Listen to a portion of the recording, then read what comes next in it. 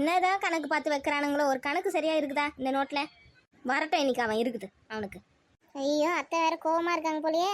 பால்காருக்கு வேற காசு கொடுக்கணும், எப்படி வாங்கி போறது? பேசாம நாளைக்கு வாங்கி போய் கொடுத்துக்கலாமா? நேற்றே அந்த கோமதி அக்கா சொல்லி அமிச்சுது, நாளைக்கு வரும்போது பால் காசோட வாடி, கொஞ்சம் செலவு இருக்குதுன்னு. இப்போ வாங்கி போனா திட்டுமே. இந்த நாய்ங்க வேற உயிர் எத்தனை இருக்குதுங்க, வேற எங்கன்னா போக வேண்டியது தானே? எப்போ பார்த்தாலும் இங்கேயே குழச்சி இருந்து சண்டை போடுங்க, தலைவலி பற்றி இருக்குதுங்க. ஒரு ஆள் அப்படி புதுசாக ஒருத்தவங்க தெருவில் வரக்கூடாது, உடனே இதுங்க வாயை தந்துக்கோங்க. சரி, நம்ம வேற போய் பால் வாங்குவோம். பால் அப்புறம் காலிக்கிடுன்னு என்ன சொல்ற போறாங்க. அத்தை, உனக்கு நடி வேணும்? அது ஒன்றும் இல்லை அத்தை, பால் வாங்கிறதுக்கு போகிறேன். போயிட்டு வா. அந்த பால்காரு கோமதி அக்காவுக்கு வேற காசு கொடுக்கணும்ல, ஒரு மாதம் பால் காசு. அது வேற வாங்கி வர சொல்லிச்சு நேற்று. எப்போவுமே நான் 1ஆம் தேதி தானே கொடுப்போம், இன்னைக்கு என்ன தேதி ஆகுது? இன்னைக்கு கேட்டு அமைச்சிருக்கா உங்ககிட்ட? அது ஒன்றும் இல்லை அத்தை, அவங்க அக்கா பையனுக்கு யாருக்கும் கல்யாணம் வச்சிருக்காங்களாம். அதுக்கு எதுவும் செலவுக்கு காசுலாம் தேவைப்படுது, அதனால் எல்லாருக்கிட்டையும் முன்னாடியே கேட்டு நிற்கேன்னு சொன்னாங்க. அதனால தான் சொல்கிறேன். அவங்க வீட்டில் கல்யாணம் வச்சுட்டாங்கன்னு நம்ம முன்னாடியே கொடுத்தா அப்புறமா நம்மளுக்கு கிடைக்காதா? எப்பயாவது ஒரு தடவை தானே கேட்குறாங்க, விடுங்க, இந்த மாதம் கொடுத்து விடுவோம். சொல்லிவிடு, அடுத்த மாதத்துலேருந்து 1ஆம் தேதி தான் கொடுப்பேன், இந்த வாட்டி வேணா இந்த 29ஆம் தேதி கொடுக்குறேன்னு. சொல்லி தான் கொடுத்துட்டு வருவேன். அதெல்லாம் எவ்வளோ கொடுக்கணும்? 1500 இரு தரேன். இந்த இதில் 2000 ரூபாய் இருக்குது. 1500 பால் காசு கொடுத்துட்டு 500 ரூபாய்க்கு மீன் இற அதெல்லாம் இருந்ததுன்னா வாங்கி வந்துரு வர வழியில். இப்போ காலைல 7 மணி யார் எடுத்து மீன்லாம் வச்சு உட்காந்துனுக்கா? வீட்டை விட்டு வெளியே போனாங்கன்னா தானே உனக்கு தெரியும். இங்கே புதுசாக தெருமனையில் ஒரு கடை ஒன்று போட்டிருக்காங்க, அந்த பொம்பளை ரோட்லேயே தான் வச்சு விற்கும், அதுக்கிட்ட வாங்கி வா. அப்படியா? இன்னிலேருந்து போட ஆரம்பிச்சாங்களா? அதனால தான் எனக்கு தெரியல. ஆமாம், காலைல நான் வாக்கிங் போகும்போது அந்த பக்கம் போய் பார்த்தேன். அங்கே ஒரு பொம்பளை கருப்பா போட்டு வச்சுருக்குது கடை, போய் வாங்கி வந்துடும். அங்கேயே நல்ல மீனுங்கள்லாம் இறக்கிட்டு இருந்தாங்க காலையில் நான் வரும்போது 5 மணிக்கா. அப்படியா? பரவாயில்லையா, இங்கே ஒரு கடை வந்துட்டு நம்மளுக்கு ஈஸி தான் டெய்லி போய் வாங்கிக்கிறதுக்கு. ஆமாம் 500 ரூபாய்க்கு மட்டும் பார்த்து வாங்கிடுவா நல்ல மீனா. மீன் யாரா எது ரேட்டு கம்மியாக இருக்குன்னு பார்த்துட்டு அதுக்கேற்ற மாதிரி வாங்கிக்கோ. சரிங்க அத்தை. இந்த அப்படி காசு இருந்தா கொடுங்க. சீக்கிரம் போயிட்டு சீக்கிரம் வந்துடு, ஒரு 10 நிமிஷத்துலலாம் அங்கேயே உக்காந்துக்காத, அவங்ககிட்ட கதை பேசிக்கின்னு. சரி அத்தை, வந்துடுறேன் சீக்கிரம். போயிட்டு வா.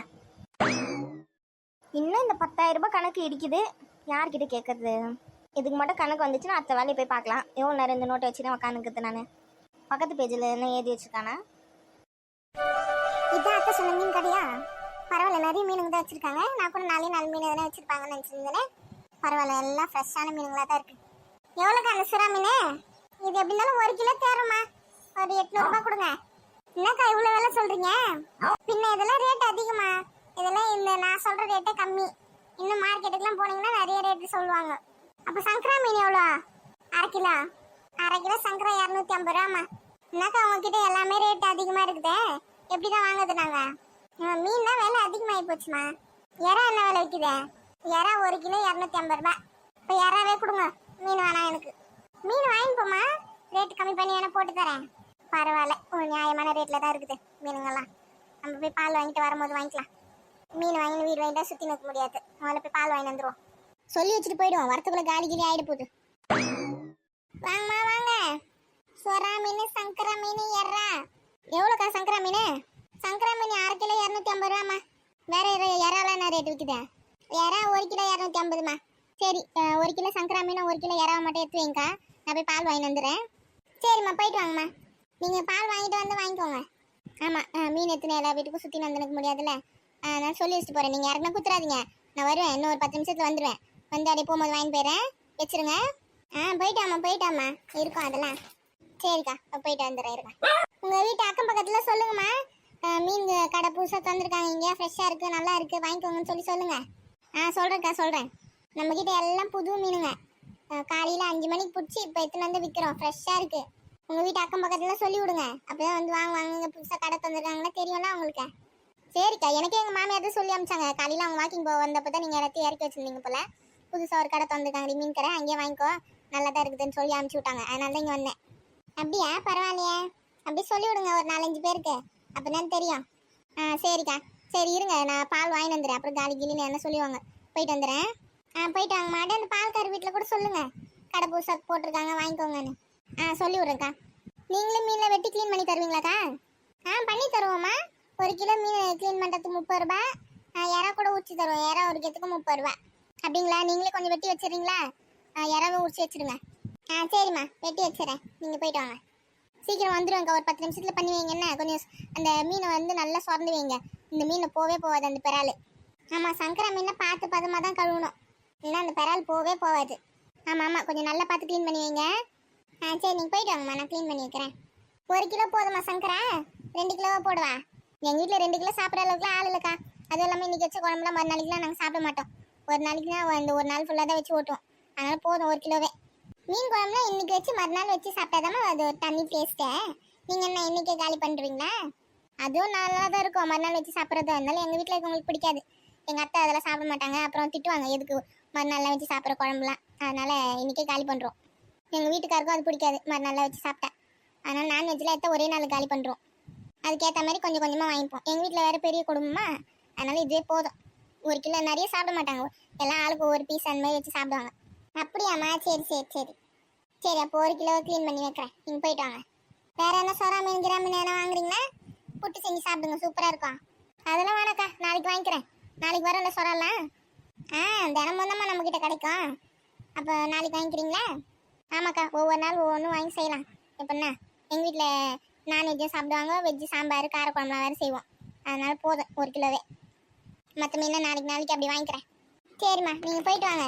பால் அப்புறம் இல்லைன்ற போகிறாங்க. ஆமாம், மணி இப்போ 7 ஆகிப்போச்சு. போயிட்டு வரேன், இருங்க.